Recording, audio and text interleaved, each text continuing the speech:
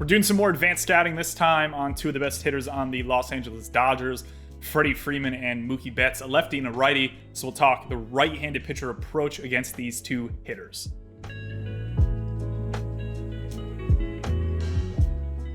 All right, two things off the bat I'm always going to mention. First off, we are talking purely right-handed pitcher approach. And the other thing I want to point out is I'm not looking perhaps at recent trends of how these hitters may have adjusted to approaches throughout the entire season. What I'm looking at is more so the entirety of 2023 for these hitters heading into the postseason, and assuming that larger sample will be predictive of however you should approach this hitter come postseason time in October here.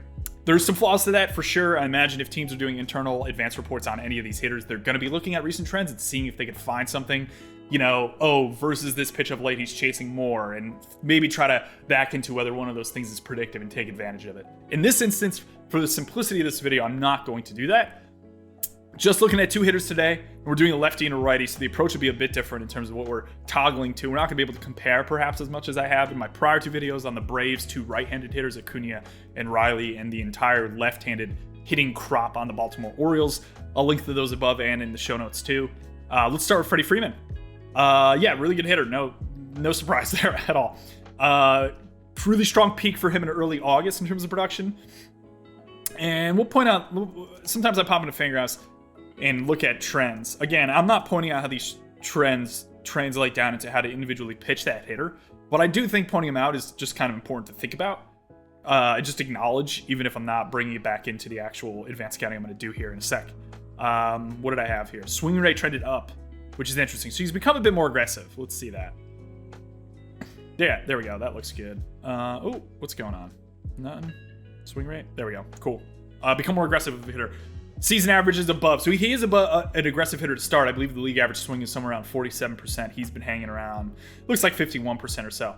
But recently, right, during this stretch, he got up to 60% swing. And then on his rolling average in late September, he's up to 57. And it looks like one thing I often find really interesting is as you see swing rate go up, you often see WOBA jump down for hitters. You'll see like an inverse relationship between those two as they go forward. So it'd be like that, which we saw, I think, with Gunnar Henderson, and then not Gunnar Henderson. There's another hitter I'm thinking off the top of my head. With Freeman here, though, you see both of those increase together. So those swing decisions he's making are not just out of pure aggression. It seems like maybe he's targeting a particular area of the zone. Although we did see the WOBA jump back down here, you see that same pattern of swing rate going up, production going down. And then that seems like that has averaged out, and he's been more slightly below average recently because perhaps of how aggressive he's been at the plate. Again, not sure how actionable some of that info is, but it's something to consider. Frequency and how he's pitched. Pitch down, in. Where does he do some damage? He does his damage down in. Okay. I already see the takeaway here, and I think I've already written this down.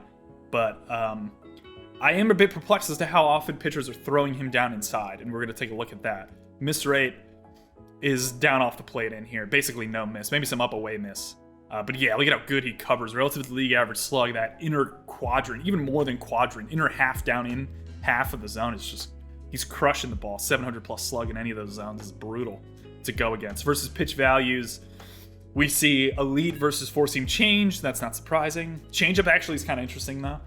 Then I'll get into another thing. Perhaps the approach versus Freddie Freeman is not exactly what we should be doing as pitchers against him, or what pitchers should be doing, not we. Gooder versus sinker slider. Curveball cutter, bad versus splitter. Splitters are thrown so infrequently, though. I don't think that matters too much. We saw that down. Not a lot of swing miss. Let's jump into the individual approach versus him.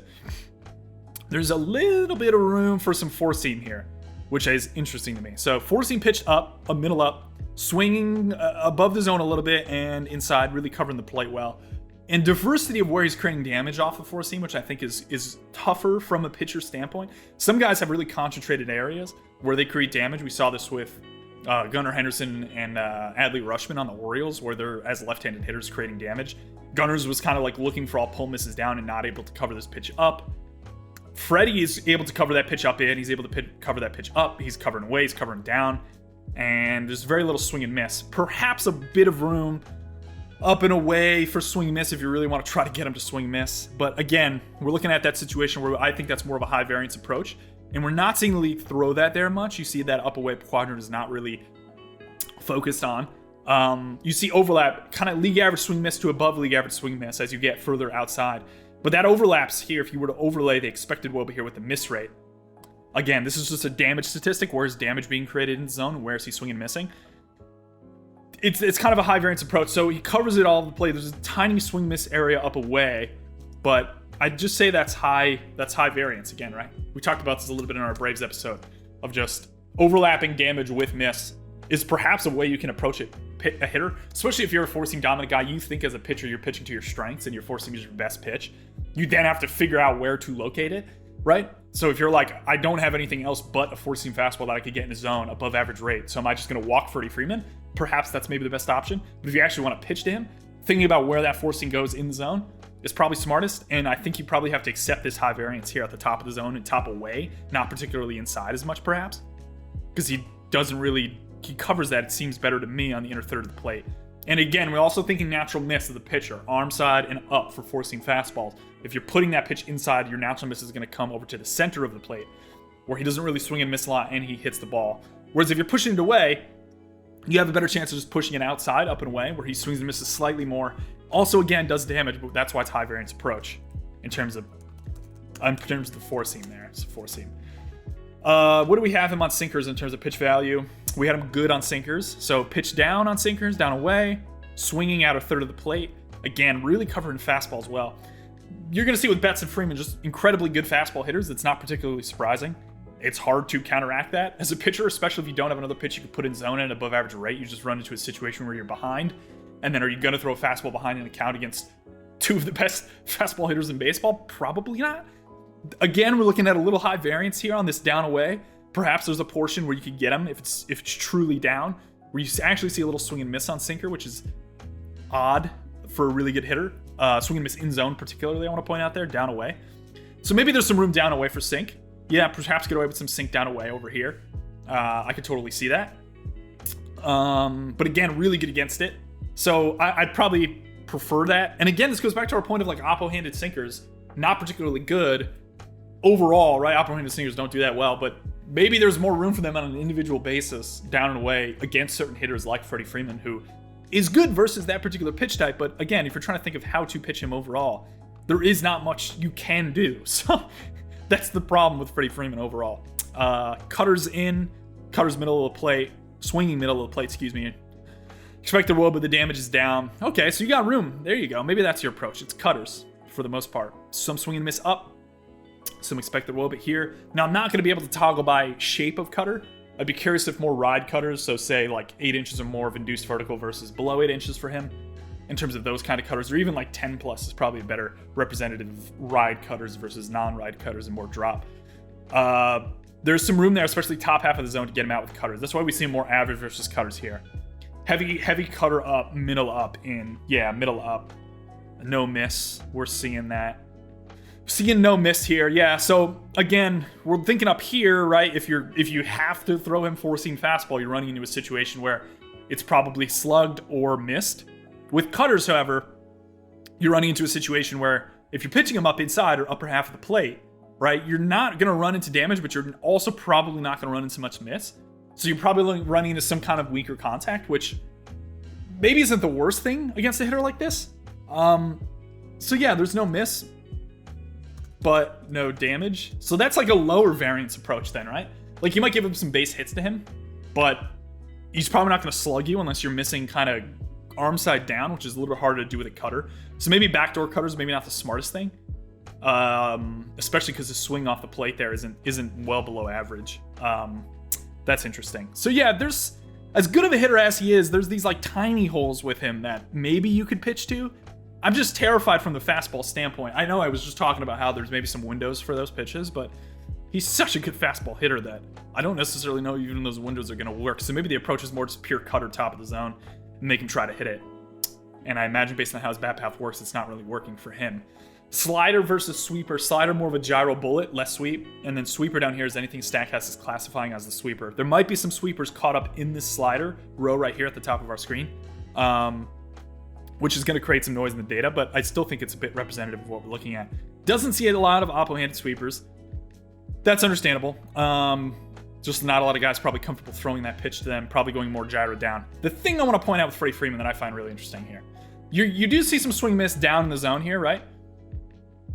But you see a lot of coverage, middle of the plate, middle down, heavy concentration down in against these pitches. He's a very steep vertical bat angle guy, if that makes any sense. Like, you think of like a flat swing, more contact hitter, like a Luis Ariz from the left side of the plate, like very just flat through the zone. Like he's reaching that vertical attack angle of 0 perhaps earlier in his swing. Freddie Freeman's vertical bat angle is much steeper, right? He's swinging, I can't even emulate it, but it's much steeper into the zone. Like he's swinging more like a Joey Votto, like very steep vertical bat angle, results in very few infield fly balls, a lot of foul balls, etc. But that I think naturally allows him to cover slider down in. So I personally am a bit surprised in seeing this, how much he's thrown slider down in based on what we're looking at here. Like the concentration is down in. The swing rate's fine, that's around average probably. And then he's demolishing those pitches down in. And the swing and miss is like when you get to the shadow or below the zone. So I get that pitchers are pitching to their strengths against Freddie Freeman, but this feels like one of those instances where it's like, dude, stop throwing slider down in. Stop throwing non-sweep slider, specifically down in, thinking you'll be able to get him to swing and miss.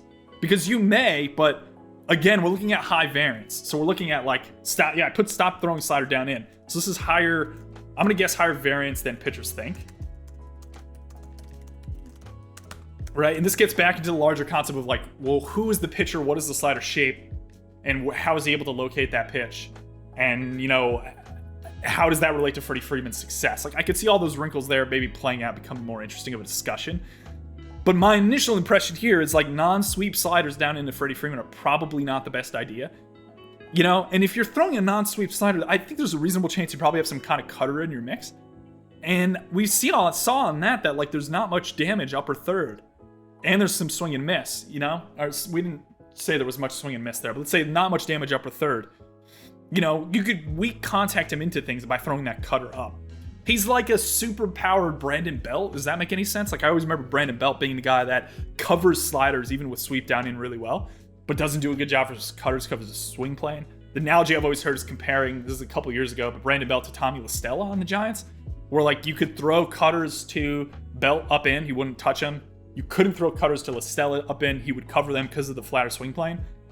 And I think that is like Freddie Freeman. And maybe it's a disservice to him to call him a supercharged Brandon Belt, but that's the mold of hitter. Joey Votto. Joey Votto's probably a better comp there. He's like a good or better Joey Votto, where it's super steep bat angle, such that he's able to cover, I think, a lot of that stuff down in. And we see that with curveballs too, right? Same idea. You're trying to throw curveballs down and he's getting killed there.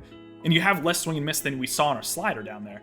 So like, curveballs, like he's average versus them overall, but like, I don't know. I'm not totally convinced that he's going to be able to get those pitches. Or I'm not totally convinced you should throw those pitches to him more likely. Changeups down away, swinging down, doing damage in zone, a little more arm side miss, and swinging down away. Okay, maybe there's a little room for changeup. I don't know. He's pretty good versus them overall. That gets into maybe a larger point, like elite. Well, I have him as elite versus changeup actually. So let me see. Let me jump back and just see the general distribution of how he performs versus these pitches. Elite versus fastballs, 580 plus slug on both. It's brutal. Cutter 419. That's his lowest slug by a nice margin. That's what we're getting at. We talked about this with Acuna too. Is like you're going to try to limit whatever Freddie Freeman could do. You got to throw him cutters. You have to throw Freddie Freeman cutters at 419 slug. Turns him into like a league average hitter if you just rip cutters against him. And and we saw again, top half of the zone too. You could play into your natural miss. You're not going to allow a ton of damage. Sliders overall, slugging relatively well. Again, there's some swing and miss there if that's the only chance he's going to swing and miss. But he covered down in so well against them, Like his slider slug is almost that of his fastball. Like that's not a massive difference. 40 points of slug. Again, batting average is marginally, pretty a lot higher there actually, especially from a trade-off standpoint. Able to put fastballs in play more, not able to put sliders in play, but slugging versus sliders. Slug in the postseason too is the main thing I'm thinking about from a perspective of like homer. Teams that out homer the other team are always probably going to win most of the time. Changeups at 590, geesh. 426 slug. Yeah, probably stay off changeups. No changeups. It makes sense. Although I was looking at that map and I thought we saw a little bit of room. Right? Down. We saw some room down away. Maybe there's not enough swing and miss there. Off plate maybe, but then again, that's not a strike. Is he really going to chase? He doesn't chase a lot. Interesting too, velo, 96 plus, swinging up. Not doing a ton of damage, velo up. Also not a lot of swing and miss. So no changeups, but velo up. And that maybe just ties back to our point about the super steep bat angle for him that works. But yeah, throw the crap out of cutters against him for sure. Probably no changeup. Stay away from four seam. And probably stop throwing your slider down in against him. Maybe this is just purely a cutter guy. Just based on how that bat works and such. But okay, Mookie Betts next. Jumping back to a right-handed hitter, so change your perspective slightly. We'll just talk through him quickly. And we're going to run into a similar situation that I ran into with Acuna here. He's pitched away, makes sense. He's probably slugging middle to middle in. Yep, down in, covering it really, really well. And is there any miss? There's probably zero miss. Yeah, there's no miss, even in the shadow. Very similar to Acuna in this respect. Acuna probably covering up a little bit better than Mookie Betts. Mookie Betts really covering down in nicely.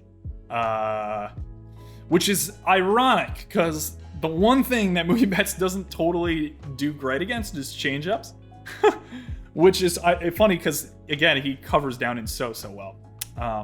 So let's see here. What's the approach? Pitch value is good.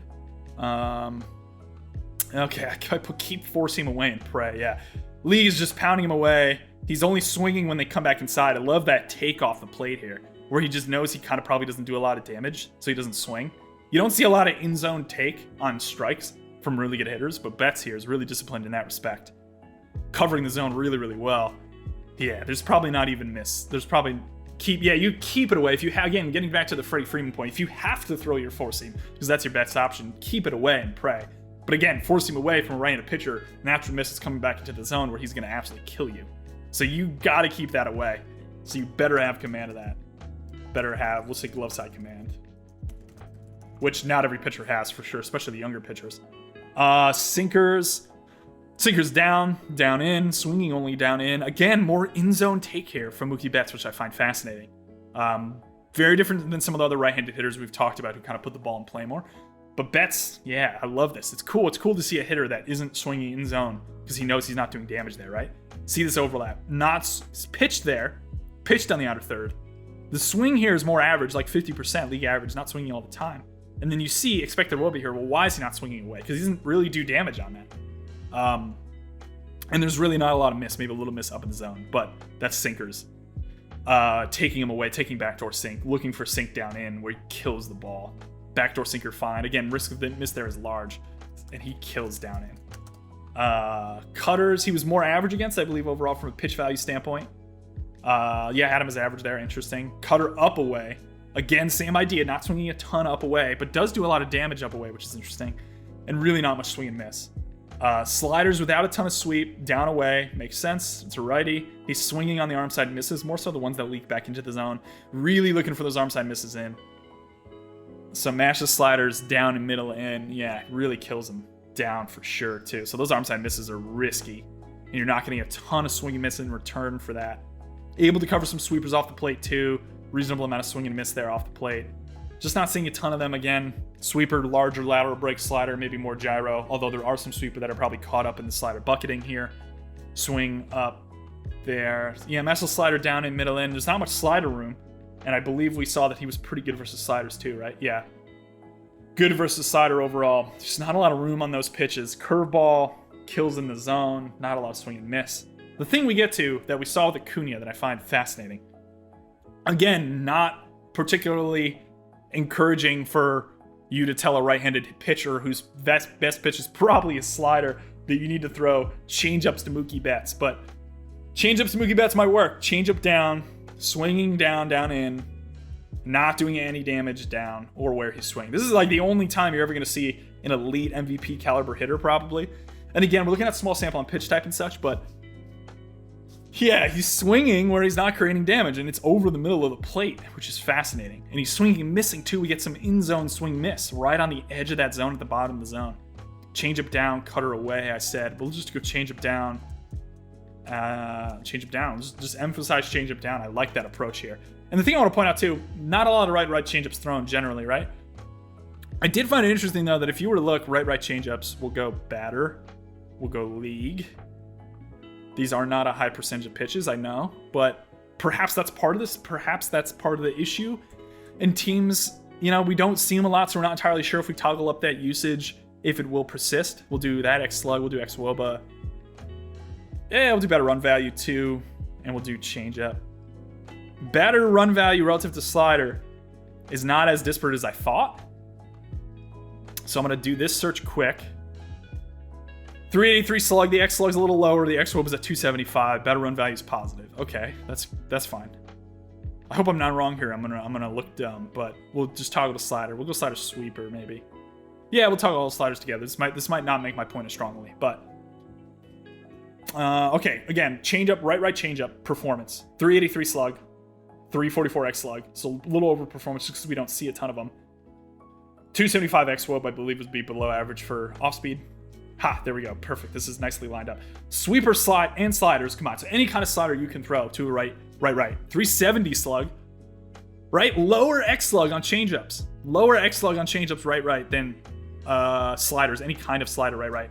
And almost identical there. But then you see better run value down at negative 230 just because we have a huge sample of them. And again, this is like, we're looking at tiny sample versus huge sample here. And this gets into the whole idea of like, okay, is the league going to throw splitters more to the point where like that pitch will deteriorate and limiting barrels and creating swing miss? But I see some argument here that in instances where you can tell that a hitter, like Mookie Betts is not the best versus a particular pitch, like, again, we're looking at performance here against changeups relative to everything else against him. Not great versus sweeper. That's maybe something I didn't highlight enough. But there's probably some room for sweeper. He's just not seeing a ton of them, which is interesting. Only 104. He's actually seen more right changeups than sweepers, which is fascinating. Just not good. Just not as good versus relative to anything else. Cutters too, right? We didn't actually talk about that much, so it's interesting here that I didn't point these out based on the maps I was looking at. But like crazy good versus four-seam sink, sliders, curveballs. And then you see the changeup down there, 429. I love that. From an approach standpoint. What did I miss on the cutters? Up away, swings down, some damage away. Not a lot of swing and miss. Interesting. So maybe there's more room here for cutter than I thought. I just thought I saw this contradicted expected woba and assumed that'd be higher. Because that's your natural cutter spot. And it's only 333. And 282 average, which is pretty good. So yeah, maybe there is some room for cutter there. I'm just not exactly sure where you put it. Maybe that's like your high variance. It's just like there's a chance it ends up being slugged, but there's also a chance it doesn't. So room for cutter too. So cutter changeup guys, which that makes sense. If you're pronating, right, you're probably throwing more of a gyro or a cutter. But cutters specifically are also probably a little bit harder. You see the differential here. Like we talk about the blurred line between cutters and sliders. What is a cutter? What is a slider? Right? The difference to Mookie Betts is important because he absolutely destroys non-sweep sliders and doesn't do that great against cutters. So delineating between those two is pretty important. But yeah, right changeups generally. I tweeted about this again. It's an interesting thought. You see two of the better hitters in baseball, Mookie Betts and Ronald Acuna, in the prior video I did on the Braves right-handed hitters, this advanced scouting style. Both not great versus changeups, yet they're not thrown changeups a ton. I'm curious if anyone in the postseason takes advantage of that, especially when you get to a relief standpoint, or even a starting pitcher standpoint, if you face someone good who has a decent changeup, what they do versus that particular pitch type. But that's it. Mookie Betts, Freddie Freeman. I try my best to figure out how to pitch these two guys who are two of the best hitters in baseball. So it's crazy that I'm pointing out maybe some potential areas to get them out when they're gonna, Betts is gonna finish top in MVP, probably second in MVP to Acuna, and then Freeman seems to be bucking father time continually. So, anyways, thanks for watching. Any thoughts? What you saw in here? Any thoughts generally on right changeups? Let me know in the comments. And thanks for watching.